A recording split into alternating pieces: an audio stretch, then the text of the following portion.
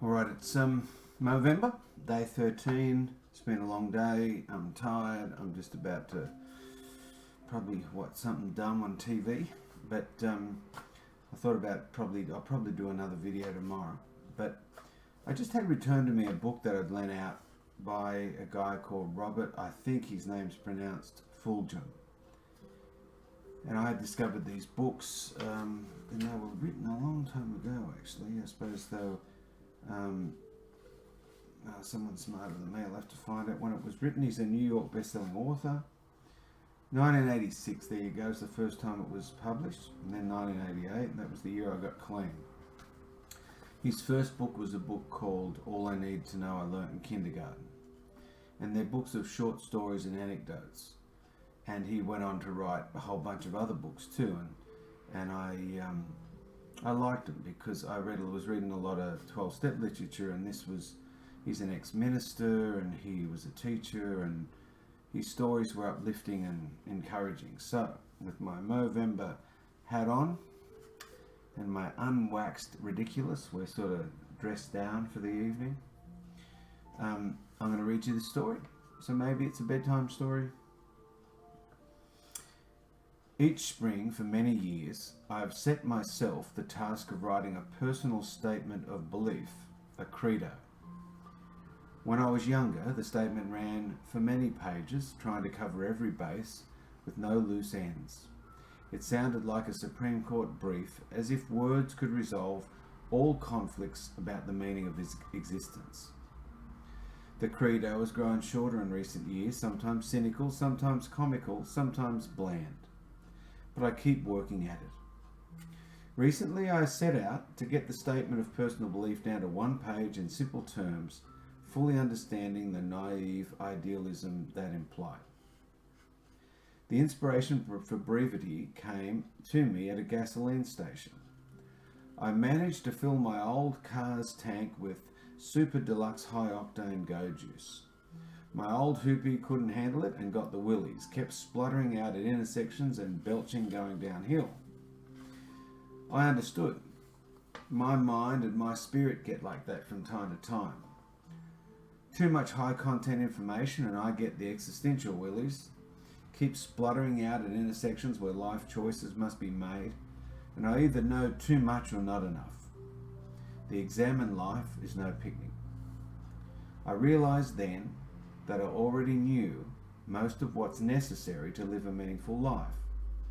That it isn't that complicated, I know it, and have known it for a long time.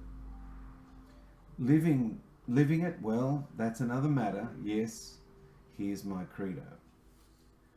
All I really need to know about how to live and what to do and how to be, I learned in kindergarten. Wisdom was not at the top of the graduate school mountain, but there in the sandpile of Sunday school.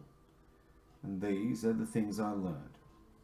Share everything, play fair, don't hit people, put things back where you found them, clean up your own mess, don't take things that aren't yours, say you're sorry when you hurt somebody, wash your hands before you eat, flush, I'm trying to teach my boys that, flush, warm cookies and milk are good for you.